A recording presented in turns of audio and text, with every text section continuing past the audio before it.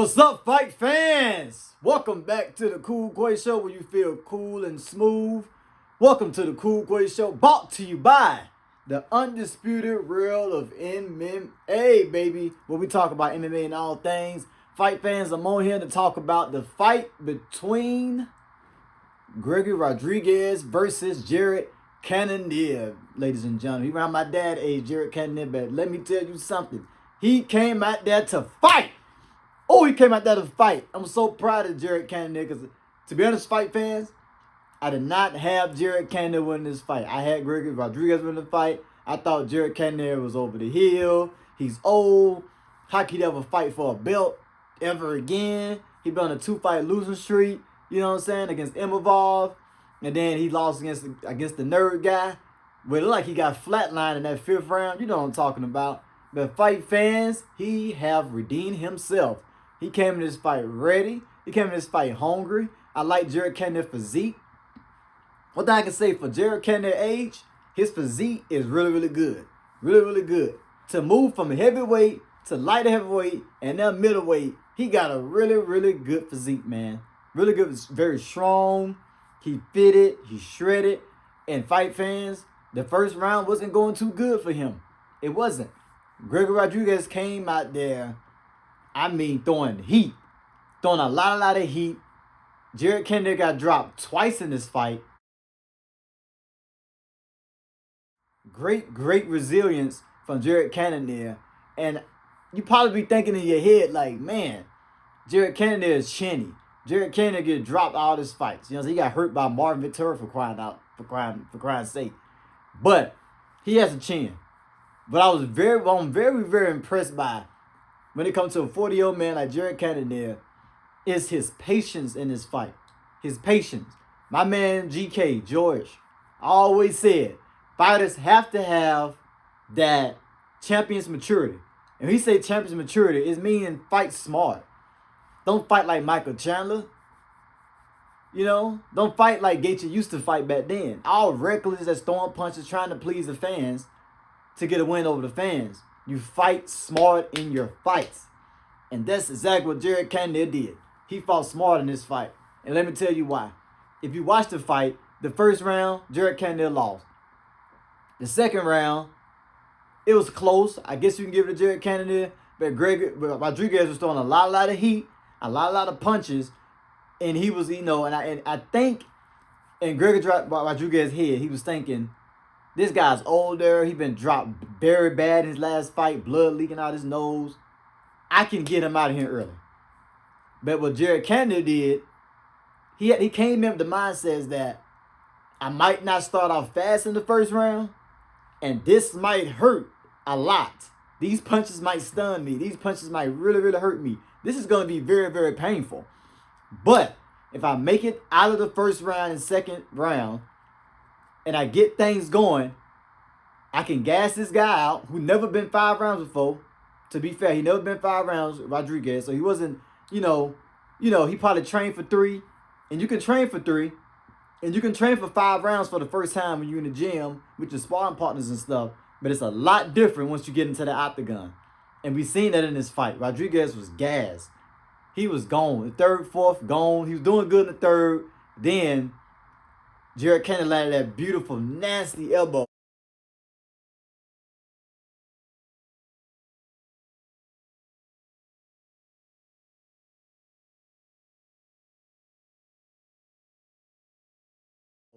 And that's what ended the whole fight.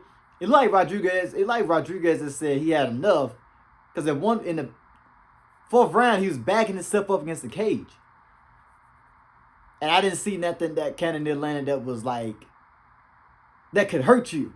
That could hurt him to back him up against the cage. He was backing against the cage, shielded up, as if he had enough. And Cannonier jumped on that. Hit him with a nasty elbow. Or you go back up, hit him with a nasty elbow, drop Rodriguez to the ground. And what I love, fight fans, listen, y'all, listen.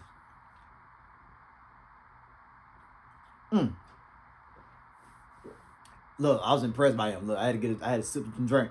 But fight fans, one thing I love about Jared Cannonier is his killer instinct.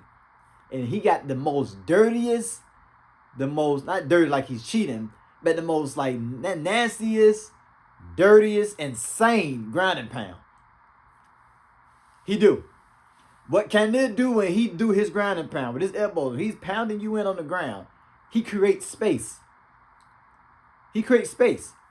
He take his time. He just don't rush on you, jump on you, just start throwing punches and elbows. He take his time and he just pounds you in. He picked those shots and he dig in with those shots. He did a great job when he fought Derek Brunson. And Cannonier fought Derek Brunson.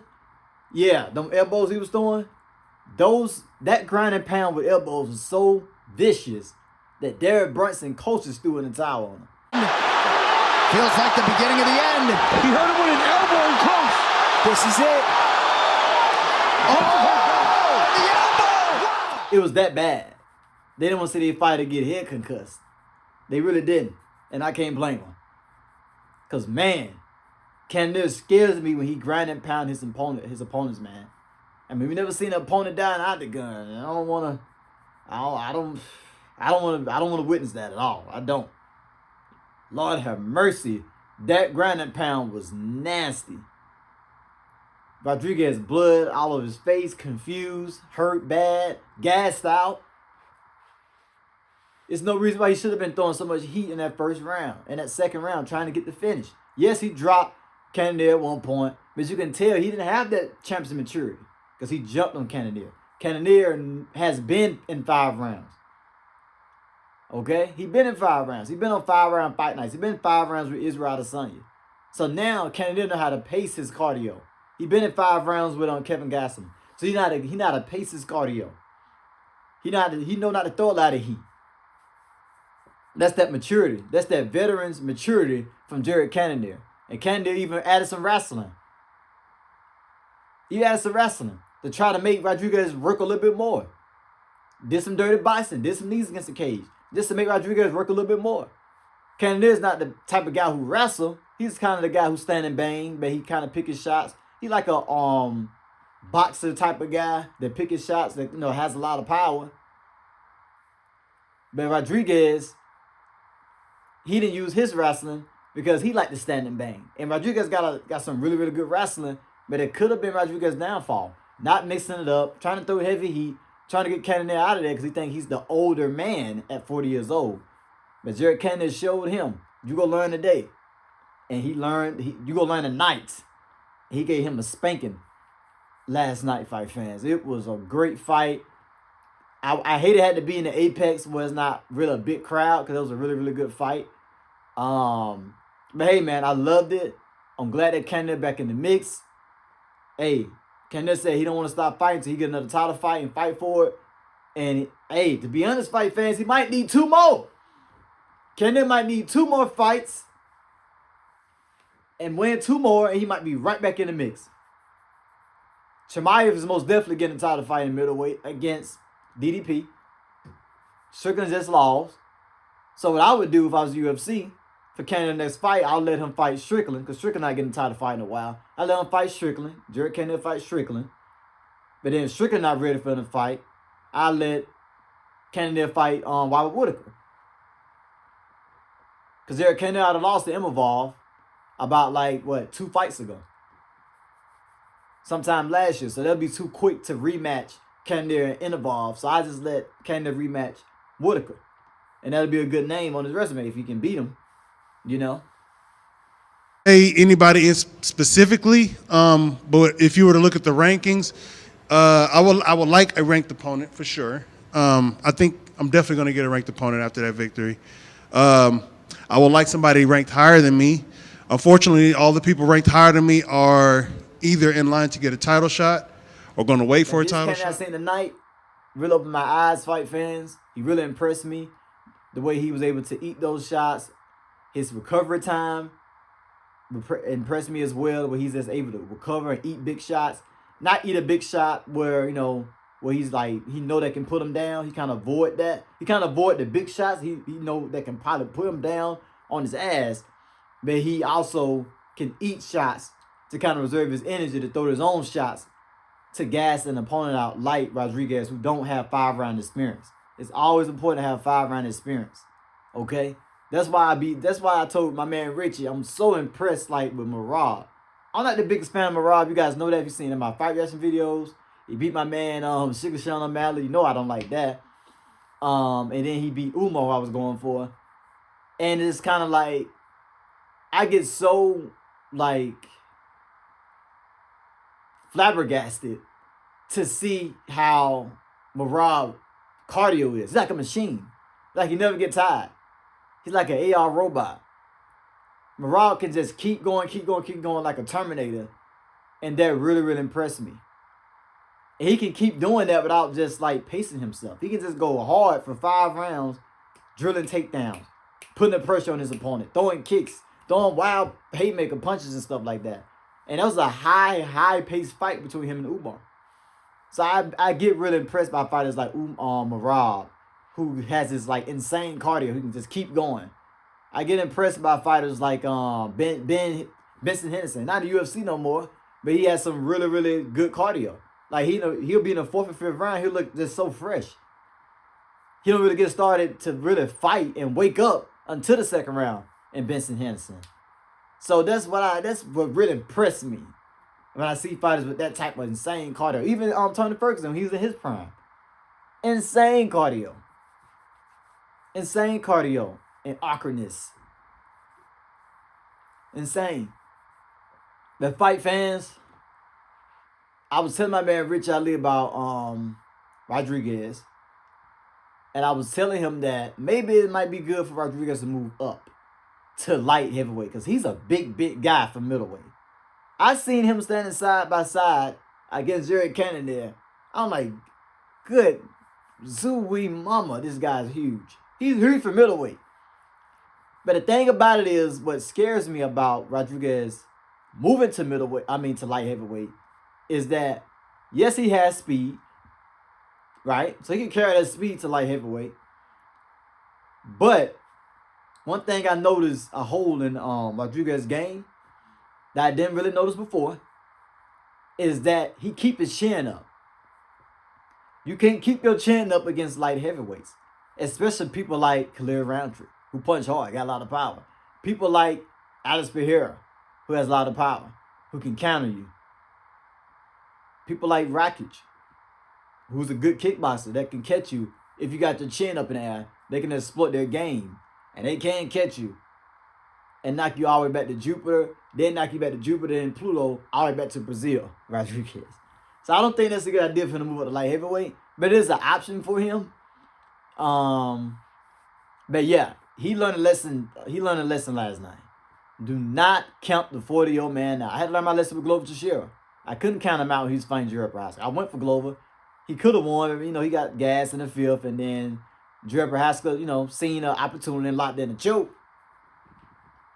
But man, great job. Let's give Jared Cannonier a round of applause.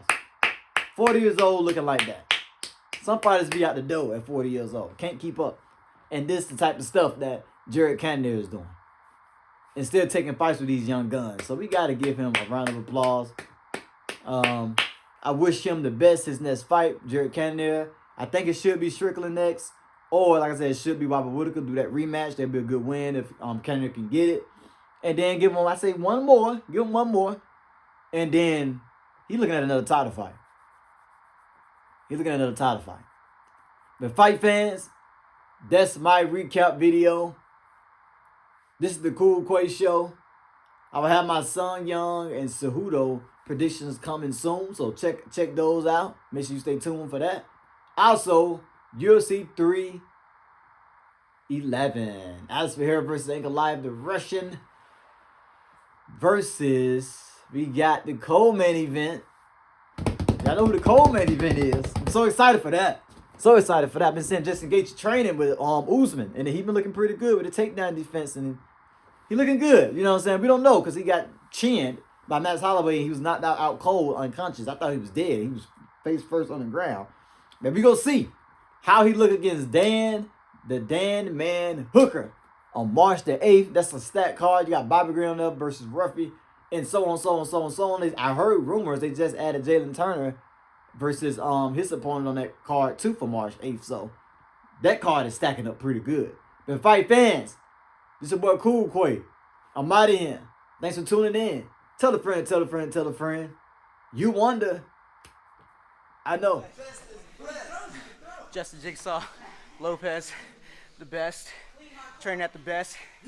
You already know. Shout out Cool Quay, Undisputed World of MMA. We the best. Best is blessed, baby.